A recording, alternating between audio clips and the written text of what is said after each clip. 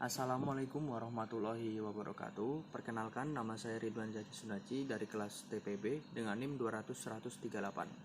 Di sini saya akan mempresentasikan tentang operasi pengeboran. Operasi pengeboran merupakan suatu pekerjaan yang membutuhkan biaya besar atau padat modal, menggunakan teknologi tinggi dan berisiko tinggi pula. Pada personel yang bekerja pada operasi pengeboran harus mempunyai pengetahuan yang baik juga untuk keselamatan kerjanya mereka sendiri, sehingga operasi pengeboran dapat berjalan lancar dan kecelakaan kerja dapat dihindari seminimal mungkin.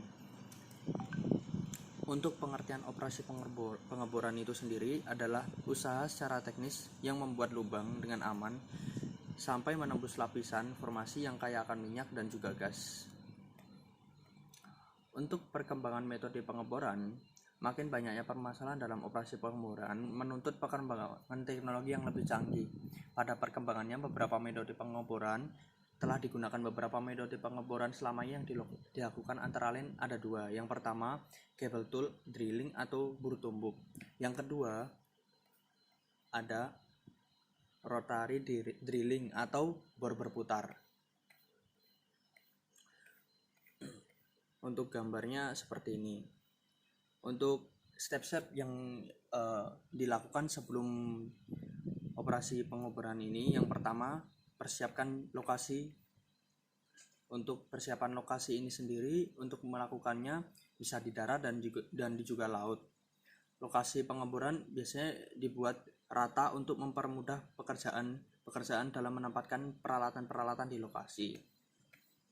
Untuk step yang kedua, yaitu persiapan air. Air merupakan bahan yang digunakan untuk membuat lumpur pengeboran, untuk membuat semen eluri, dan untuk keperluan sehari-hari. Untuk itu perlu survei terlebih dahulu sumber air yang terdapat di lokasi atau sekitar lokasi. Untuk yang ketiga, persiapan peralatan. Untuk peralatan ini harus dipersiapkan secara matang, karena jika kita tidak mengecek peralatan saat akan melakukan operasi pengeboran, bisa terjadi kesalahan atau kesalahan teknis. Lalu ada transportasi. Yang perlu diperhatikan adalah transportasi, yaitu kita akan membawa peralatan-peralatan tersebut itu bagaimana dan seperti landasannya seperti apa untuk membawanya. Bisa transportasi di darat ataupun transportasi di air. Lalu setelah transportasi,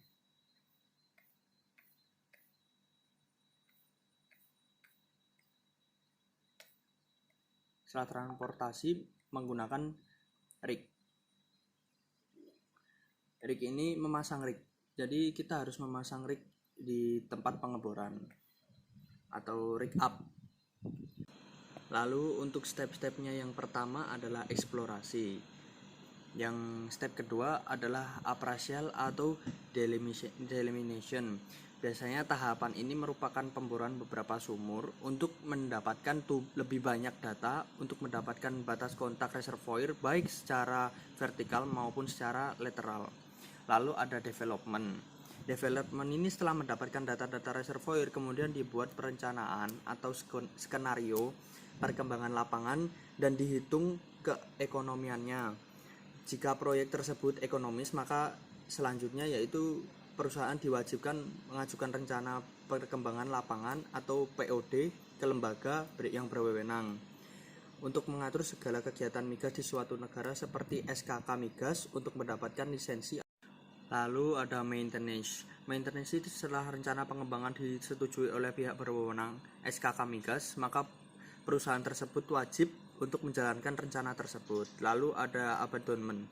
Abandonment ini setelah beberapa tahun produksi, maka kemampuan dan cadangan suatu lapangan tersebut akan menurun bahkan hingga tidak ternilai ekonomis untuk terus diproduksi, sehingga pada saat sudah mencapai kondisi ini, lapangan tersebut dapat ditinggalkan sesuai kaidah keteknisan dan perjanjian.